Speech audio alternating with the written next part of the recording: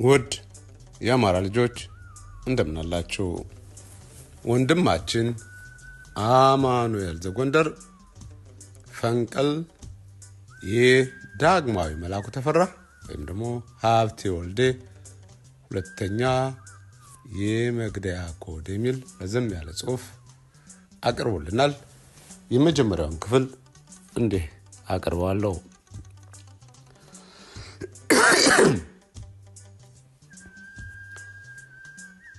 ይህ ጽሑፍ ይላል ወንድማችን አማኑኤል ዘጎንደር በነወርቁ ኃይለ ማርያም አዘጋጅነት በሀብቴ ወልዴ ጀርባ ታዝሎ በሚንፏቀቀው ስብስብ በማር የተለወሰ መርዝ በብልቃጥ የታሸገ ለሚገታው ወይም ለሚጋተው የጎንደር ሕዝብ ብቻ የሚደርስ ሳይሆን ሁሉም የአማራ ሕዝብና የህልውና ታጋዩ እነዚህ አካላት ምን አይነት ስብስቦች እንደሆኑ ለማስገንዘብ ተብሎ ተጻፈ።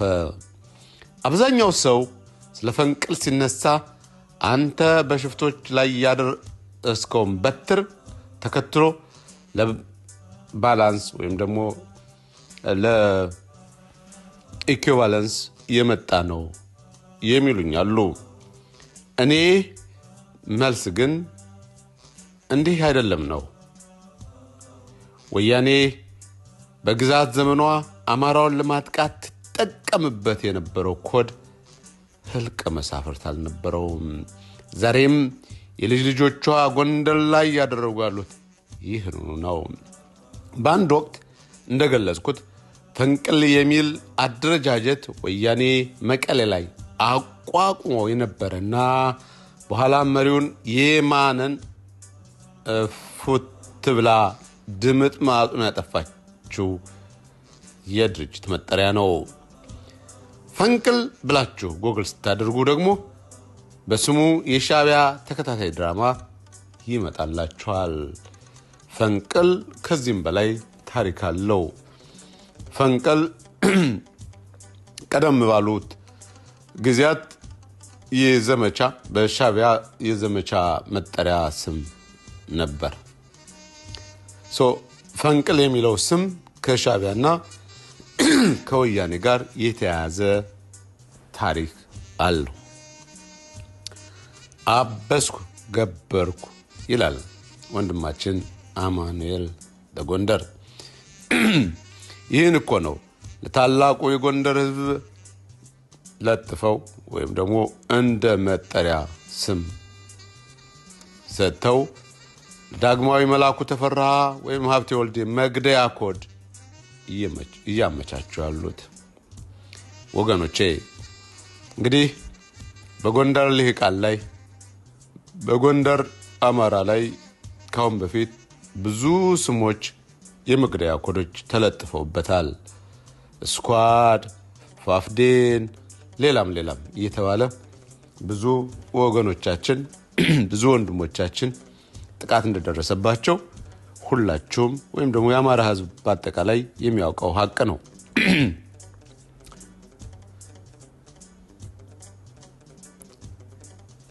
እነዚህ ሰዎች በወሬያቸው መሃል ፈንቅል የሚለውን ስም ያወጣው የወልቃይት ሰው ነው ይላሉ።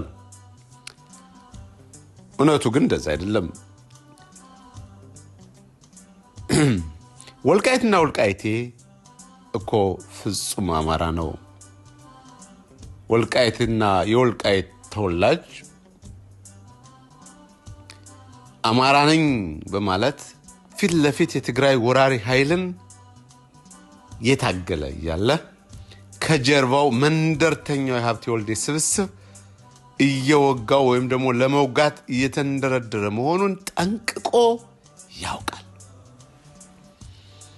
የወልቃይት አማራ መንደርተኝነትን አልሰማም ዞር በሉ ብሎ አንድ ጎንደር ነው አንድ አማራ ነው ብሎ ስለሚያስብ ነው። በፋኖ ስም ለተሰበሰበው የወሮበላ ስብስብ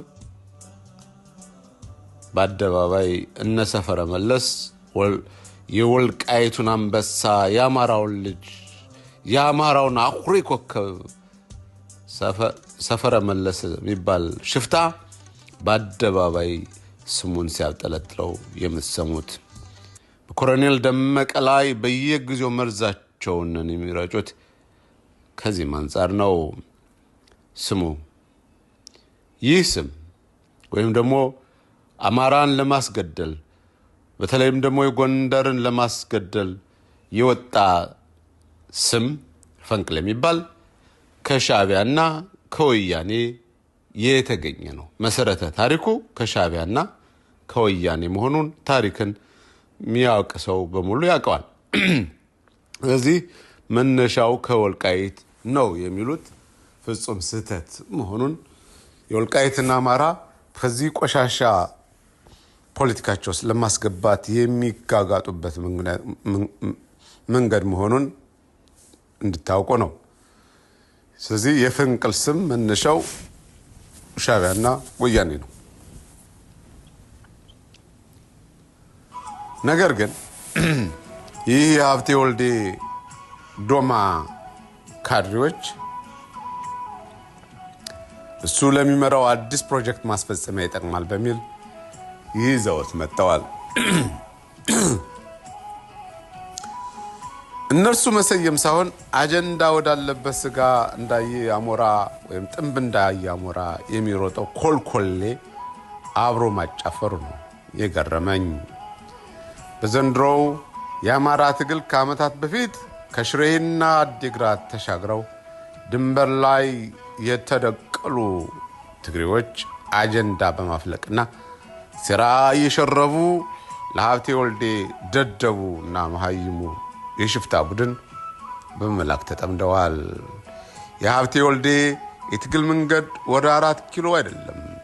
የሀብቴ ወልዴ የትግል አቅጣጫ 4 ኪሎ ሳይሆን ጎንደሬውን በሙሉ ከዩኒቨርሲቲ፣ ከቤተ ክህነት፣ ከመንግስት ስራና ከሌሎች ልዩ ልዩ አደረጃጀቶች ማፈናቀልና በመንደር ለመቆጣጠር እንዲሁም ተጋሩን እግር ወይም የወያኔን እግር ጎንደር ላይ ለመትከል ነው።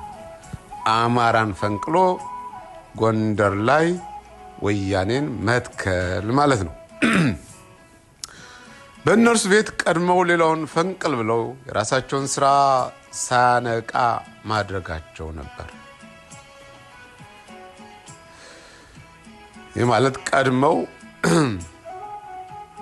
ቀድመው ሌላውን በፈንቅል ስም ከሰው ወይም ደግሞ ፈንቅል የሚል ስም አውጥተው እነሱ ደግሞ ስር በስር እውነተኛውን የፈንቅል ፕሮጀክት ማለት አማራን ፈንቅሎ በወያኔ የመተካትን ፕሮጀክት ለማስፈጸም ነው። ይህ ቡድን ለጊዜው ደቡብ ጎንደርና ወልቃይት ላይ ያነጣጠረ ታሪክ ነው ያለው። ምን ማለት ነው? ይህ ቡድን ጎንደር ላይ በአጠቃላይ ወልቃይት ጠገዴ የሚባል ዞን አለ። አንደኛው፣ ሁለተኛው ሰሜን ጎንደር የሚባል ዞን አለ። ሶስተኛ ምዕራብ ጎንደር የሚባል ዞን አለ። አራተኛ ማዕከላዊ ጎንደር የሚባል ዞን አለ። አምስተኛ ደቡብ ጎንደር የሚባል ዞን አለ።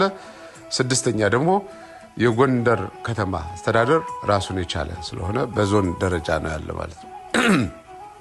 ስለዚህ ለጊዜው በሁለቱ ዞኖች ላይ አነጣጥረዋል ማለት ነው። በደቡብ ጎንደር ዞንና በወልቃይት ጠገዴ ሰቲት ሁመራ ዞን ነው እንግዲህ ይሄ ደደቡ ቡድን የሀብቴ ወልዴ የወያኔ አሽከር ቡድን ያነጣጠረው። ባለተራው ደግሞ ማዕከለኛ ጎንደር ይሆናል ማለት ነው። ቀጣዩ ተረኛ ይህ ቡድን ለፕሮጀክቱ እንቅፋት የሚሆነው ንጹህ ጎንደሬ ከሆነ የእናቱ ልጅ ቢሆንም በሳንጃ ይገለዋል። ይሄ ደግሞ በተግባር ታይቷል። የዋሊያ ክፍለ ጦር የወገራ አካባቢ የሰሜን ጎንደር ዞን ተወላጆች ናቸው። ግን ለፕሮጀክታቸው ማስፈጸሚያ ሲባል 9ኙን የዋሊያ ክፍለ ጦር አባላት በሳንጃ አርደው እንደገደሏቸው በአሰቃቂ አረመናዊ በሆነ መልኩ በካራ ጨቅጭቀው እንደገደሏቸው ይህን ታሪክ ሰምታችኋል። በፋኖ አደረጃጀት ደቡብ ጎን በጌምድር ላይ የወጡት ጀግኖች በነባር ሽፍታ መሳፍን ተስፉ ረጋሚነትና እንግዲህ መሳፍን ተስፉ ተራጋሚ ነኝ ነው የሚለው እኔ የተራገምኩት እድሜ አይኖረውም የሚል ጥንቆላ ይመሰለ ነገር አለው ይሆነ ጠንቋይና ተፍታቢ ነገር ነው ሰውየው እሱ ይረግማል አዲሱ ሽፍታ ሀብቴ ወልዴ ጦር አዝምቶ ወንድሞቻችንን አስገድሏል ማለት ነው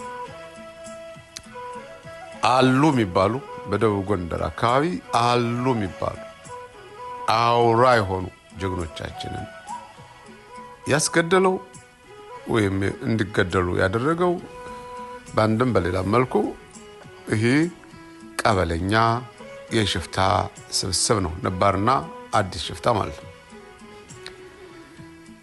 ከዛ በኋላ ሁለተኛ እርምጃቸውን ያደረጉት ደግሞ በአርበኛ ራስ አርበኛ ደረጃ በላይና በአርበኛ ሰለሞን አጠና ላይ ነው ይህም ደግሞ በተግባር ታይቷል ባለፉት ማለት ነው ባለፈው ክረምት የወገራን አርሶ አደር አታለው እንዳለ ደምቢያ ክተት ብለው ደምቢያ ላይ ወንድሞቻችን መሪዎቻችን ለማስገደል ደምቢያ ላይ ዘምተው እንደነበረ ታሪክ ቁልጭ አድርጎ ጽፎ ወደፊት ያስቀምጠዋል አለ ወገራን ገበሬ በማያውቀው ደምቢያ ላይ አዝምተው ወንድሞቻችንን መሪዎቻችንን ለመግደል ጥረት እንዳደረጉ ሁላችሁ የምታውቁት ነገር ነው የሚታወቅ ሀቅ ነው የሆነ ሆኖ እነዚህ ከወገራ ተነስተው ደምቢያ ላይ ሰፈሩ ምንም እኮ ንጹሃን አርሶ አደሮችን ገለው ቢሄዱም ብዙዎቹ ግን ወደ ቦታቸው አልተመለሱም ማለት ነው ወደ 140 የሚሆኑት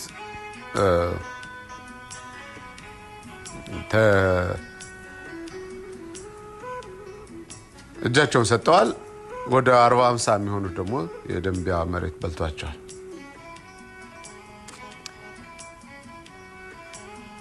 ይህንን ደግሞ ያደረጉት የማያውቀውን ንጹህ ገበሬ ወደ ደምቢያ እንዲዘምት ያደረጉ እነሱ እኮ አልተገኙም በዛ ዘመቻ ውስጥ የነበሩት እነዚህ ነባርና አዲስ ሽፍቶች ናቸው ያሳዝናል አሳዛኒ ታሪክ ጽፈዋል ግን ይህንን ታሪክ እያወቀ አሁንም ድረስ ሀብቴ ወልዴ የሚለው ሌላው ቀበለኛውስ እሺ ሌላው ያማራ ክፍል ምኑ እንደታመመ እግዚአብሔር ይወቀው ለማንኛውም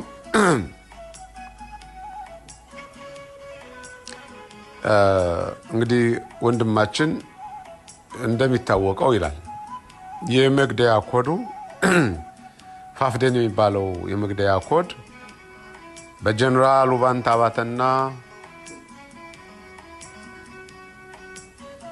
በባየቀናው የተመሰረተ ድርጅት ነበር ዛሬ ባየቀናው ቶርቸር ተደርጎ ሽባ ሆኖ ተቀምጧል ማለት ነው እንዳልነው እነዚህ ሰዎች ለራሳቸው ዓላማ ለማስፈጸሚያ የራሳቸው ወንድሞችን እንኳን ቢሆን እንደማይምሩ በተግባር ያየነው